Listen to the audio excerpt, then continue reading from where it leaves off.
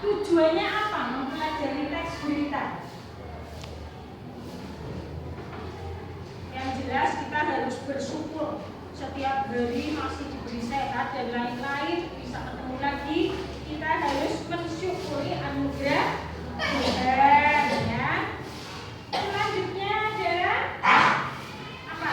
Di dalam pembelajaran kita harus bertanggung jawab, disiplin, ya. Nah, tujuan mempelajari teks berita adalah agar kita mencari informasi. Mendapatkan informasi itu salah satu tujuannya. Di dalam teks berita yang akan kita pelajari adalah dari mulai pengertian berita, terus struktur berita, terus apa lagi? Terus apa lagi? Ini teks berita itu sendiri, terus apa lagi? Unsur-unsurnya, apa lagi? Syarat-syarat bagaimana kita menulis berita yang baik, apa lagi?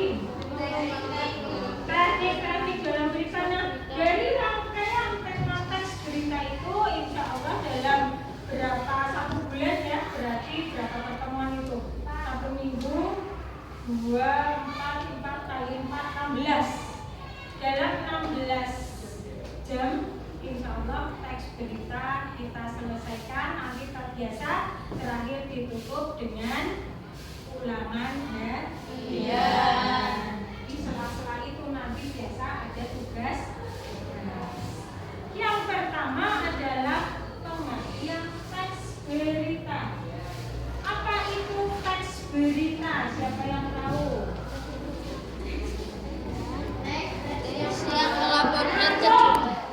Salah satu, ayo. Ya, silakan. Teks berita adalah teks yang melaporkan kejadian, peristiwa, atau informasi mengenai sesuatu yang telah atau sedang terjadi. Ada yang masih bingung dengan pengertian itu? Teks berita adalah informasi menceritakan peristiwa yang terjadi. Untuk melangkah ke depan kita mencari struktur, kaidah, memahami dan lain-lain. Tugas pertama, silakan berkelompok. Nanti dibentuk kelompok, masing-masing kelompok membuat teks berita. Sekarang kita pembuatan kelompok. Kalau saya bilang domba, acungkan tangan. Ayo semua berdiri.